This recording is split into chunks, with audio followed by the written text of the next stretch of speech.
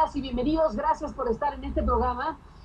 Un programa que vamos a dedicar a una conversación con William Robinson.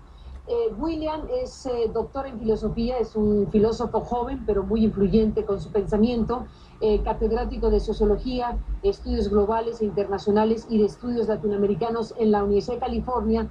Y William es autor de un libro que originalmente se escribió en inglés en 2004 y han pasado 10 años, prácticamente un poco menos de 10 años, para una reedición, ahora en idioma español, actualizada, de un conjunto de ideas y de planteamientos que hablan, bueno, pues de un capitalismo global, de las, yo diría, las reglas dominantes del capitalismo actual. Es un libro que es desafiante para el pensamiento porque es un libro que plantea paradigmas que se rompen, la idea de Estado-Nación se hace a un lado para plantear básicamente pues, la existencia, me atrevo a interpretar, William, la existencia de una especie de Estado transnacional, de un gran poder transnacional que va pues marcando la pauta de la vida de las naciones y de los gobiernos de las naciones. Una teoría sobre el capitalismo global es el título de este libro que Siglo XXI edita para México, que ha sido presentado en la Universidad Autónoma de la Ciudad de México precisamente en estos días. Producción, clase y Estado en un mundo transnacional. William Robinson, cuéntanos esto. Bueno, muchas personas están pensando de que el mundo que vivimos es el mundo del siglo XX. En realidad, a finales del siglo XX se dio una gran reestructuración del sistema de capitalismo mundial y de toda la sociedad global. Solo la sociedad mundial, a partir de lo que era la última gran crisis del capitalismo mundial, que eran los años 70.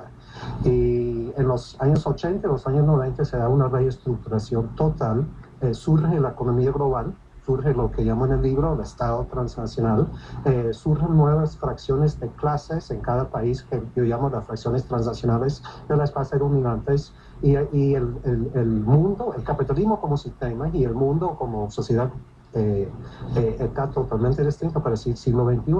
Sin embargo, las personas todavía piensan con el paradigma del siglo XX. Se puede decir de que el libro plantea tres cosas básicas. Primero, que hay un nuevo capitalismo global y tiene como 4 o 5 puntos muy novedosos. Segundo, que el nuevo capitalismo global de este siglo XXI está en crisis, está en grave crisis estructural que se podría convertir en crisis sistémica. ¿El mismo paradigma nuevo? No es paradigma es la forma de pensar en esas cosas, pero el sistema de capitalismo global está en grave crisis. Y la tercera, el tercer gran argumento del libro es que los grupos dominantes, la élite transnacional, ha respondido a la crisis actual, y esa es la parte actualizada del libro, de la nueva edición en español, es que la élite transnacional ha respondido a esta última crisis que se siente tan fuerte en el 2008, pero que sigue hoy en día, con diferentes tres mecanismos que no hacen nada más que agravar lo que yo llamo ahora la crisis de la humanidad, la crisis de la civilizatoria. Lo que está pasando aquí es que de los años 80 para acá se ha dado una tremenda polarización social mundial. Polarización social mundial.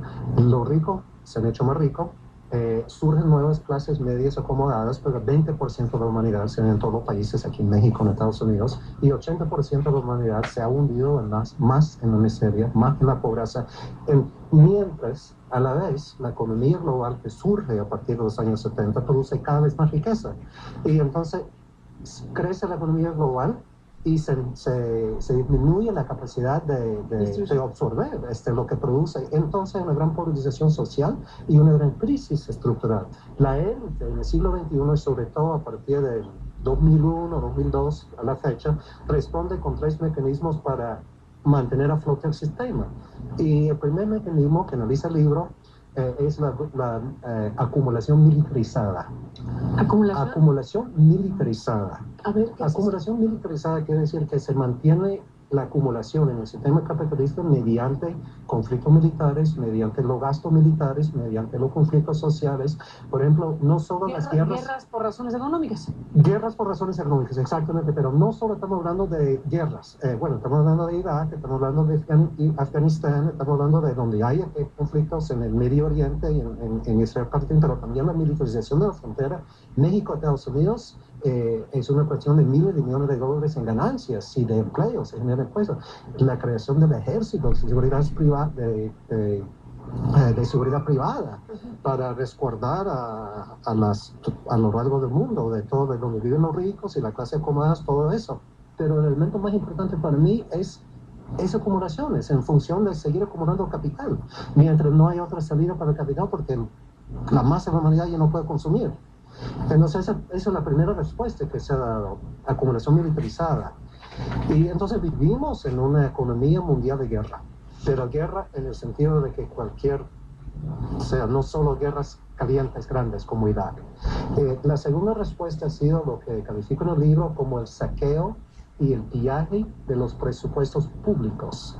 Ha habido un tremendo traslado de riquezas del público a manos privadas mediante varios mecanismos, pero el mecanismo más importante ha sido que, por un lado, los gobiernos entran en crisis presupuestarias. No pueden pagar salud, no pueden pagar educación, por muchas razones, sobre todo por las políticas neoliberales, la reestructuración de las finanzas.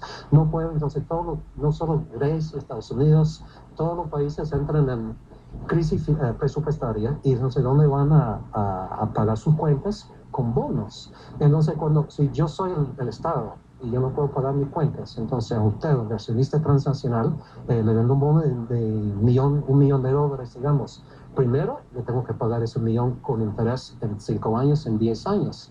Y segundo, usted ya comienza a acumular un tremendo capital en forma de bonos, en forma de bonos. Y ahora el mercado global de bonos ha llegado a, en español, $100 billones, que es una... 100 billones 100 de dólares. billones de dólares. O sea, de deudas.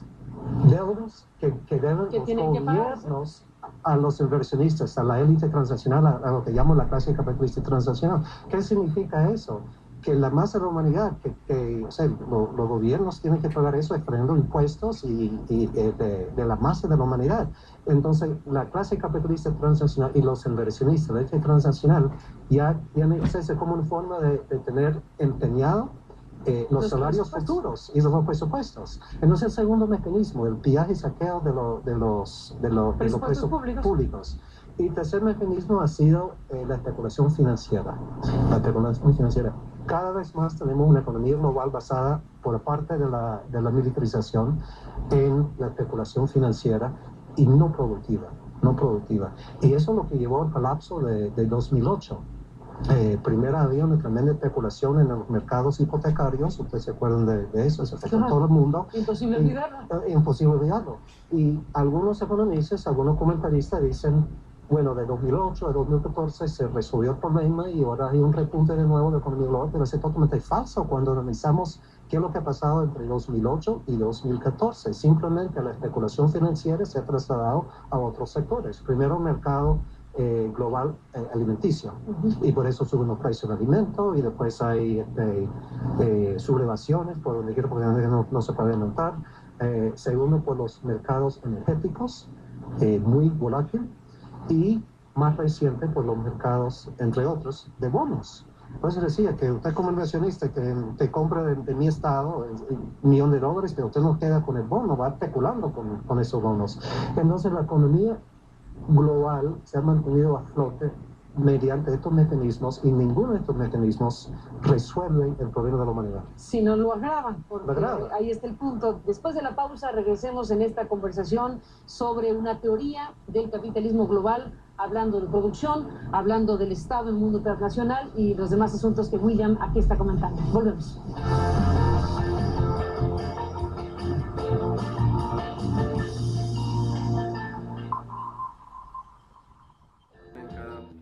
Estado del país. Nos hace falta una Regina